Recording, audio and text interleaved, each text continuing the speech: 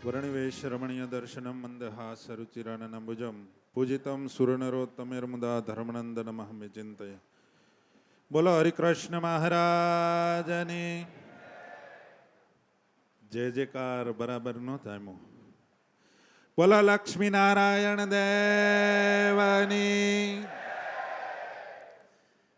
પરમ કૃપાળુ પરમાત્મા આપણા સર્વ કોઈના ઈષ્ટદેવ ભગવાન હરિકૃષ્ણ મહારાજ એવા આપણા બધાના ગુરુ એવા પરમ પૂજ્ય ધર્મધુરંધર સનાતન 1008 વિદ્યમાન આચાર્ય મહારાજ શ્રી અજેન્દ્ર પ્રસાદજી મહારાજ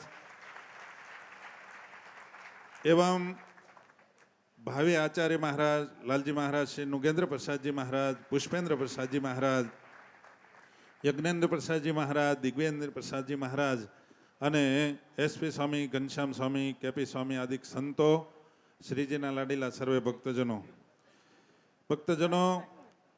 આજે પ્રવચન કરવાનો સમય નથી. આજે તો કેવળ ગુરુના ઋણમાંથી મુક્ત થવા માટે ગુરુની પાસે આશીર્વાદ લેવાનો આપણો અધિકાર છે અને ગુરુની પાસે આજ માગણી કરવાની છે કે મહારાજ આજ તમે ઠાકોરજીને એવી અમારા વતી પ્રાર્થના કરજો કે આ જગતની માયા, આ જગતનો કોઈ લોચો અમને સ્પર્શે નહીં અને અમે કાયમને માટે સ્વામિનારાયણ ભગવાનના થઈને રહીએ અને અમારો છેલ્લો શ્વાસ છૂટે ત્યારે અમને સ્વામિનારાયણ ભગવાન તેડવા આવે. બસ એવી અમે તમારી પાસે માગણી કરીએ છીએ કે ઠાકોરજીને તમે એવી પ્રાર્થના કરજો અમારા વતી.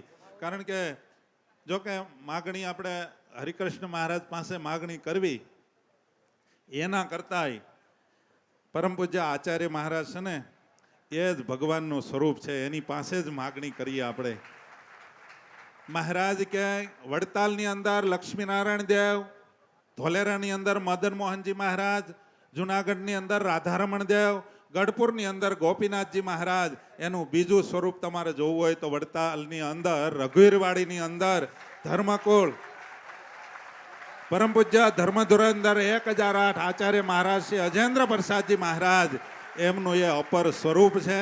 ભક્તજનો, જીવનમાં એક વાત કાયમ માટે યાદ રાખજો, આ સંપ્રદાયની અંદર આપણે મોક્ષ મેળવવા આવ્યા છીએ, મોક્ષ કરવા માટે આવ્યા છીએ, નહીં કે આપણે આપણું ધાર્યું કરવા માટે કે આપણો ઈગો જમાવવા માટે કે માન મોટપ મેળવવા માટે આ સંપ્રદાયમાં નથી આવ્યા.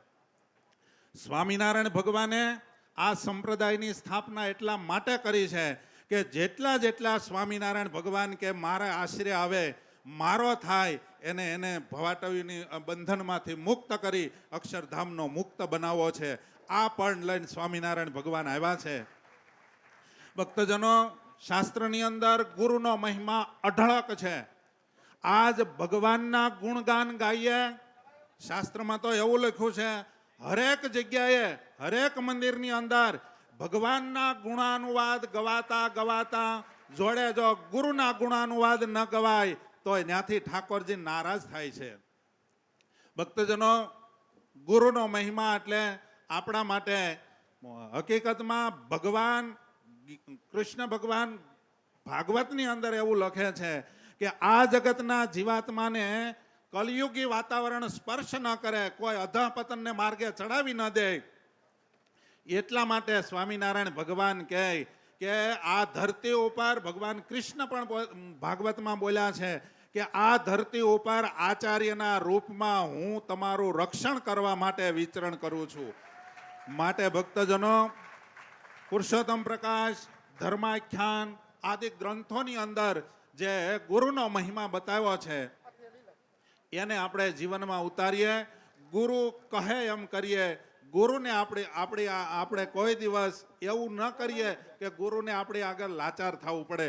સદગુરુ ગુણાતીતાનંદ સ્વામી એમ કહેતા કે જે કોઈ આચાર્યને ઓશિયાળા કરે છે એનું અંતઃકરણ તો ભૂંડું બની જશે અને એના અંતરમાં કોઈ દી સારો ઘાટ નહીં થાય. આ ગુણાતીતાનંદ સ્વામીના શબ્દો છે. ભક્તજનો, કોઈ દિવસ આપણા ગુરુ આચાર્ય મહારાજ અજેન્દ્ર પ્રસાદજી મહારાજ અને ભવિષ્યમાં આપણા ગુરુ બનવાના છે એવા ભાવિ આચાર્ય લાલજી મહારાજ શ્રી નુગેન્દ્ર પ્રસાદજી મહારાજ એને કોઈ દિવસ ઓશિયાળા ન કરીએ. આ કરીએ તો જ આપણે ગુરુ પૂર્ણિમા ભરી બરાબર સાર્થક કહેવાય. આ ગુરુ પૂનમને દિવસે ઠાકોરજીને પ્રાર્થના કરીએ કે અમારું અંતઃકરણ પવિત્ર બને અને કાયમને માટે અમે મહારાજ તમારા થઈને રહીએ. ભગવાન સ્વામિનારાયણના થાશું ને એમાં બધું જ આવી ગયું. એટલા માટે વિશેષ સમય ન લેતા આપણે પરમ પૂજ્ય આચાર્ય મહારાજ આપણા બધાના ગુરુ એવા ભક્તજનો, આવા ગુરુ આપણને ન મળે. બાકી આખી દુનિયા અત્યારે ધન વાહે દોડે છે. અત્યારે આખી દુનિયા માયા પાછળ દોડે છે અને માયા આના પગ પકડે છે. ક્યાંક અમને માગ આપો. જે આને પકડશે, સત્સંગી જીવનમાં લખ્યું છે કે ભગવાન અને મારા સ્થાપિત આચાર્ય એને આશરે જેટલા જેટલા રહેશે એને દેહાંતે હું દિવ્ય ધામની પ્રાપ્તિ કરાવીશ એમ ભગવાન સ્વામિનારાયણ પોતે બોલ્યા છે. માટે આપણે વિશેષ કાંઈ નથી કરવાનું. બસ સ્વામિનારાયણ ભગવાને બતાવેલા સિદ્ધાંતમાં રહી, એના બતાવેલા માર્ગની અંદર રહી આપણે આપણો છેલ્લો શ્વાસ છૂટે ત્યાં સુધી બસ આ જ કરીએ. એ જ ઠાકોરજીના ચરણારવિંદમાં અને પરમ પૂજ્ય ધર્મકુળના ચરણારવિંદની અંદર પ્રાર્થના કરી મારા વક્તવ્યને વિરામ. અસ્તુ. જય સ્વામિનારાયણ.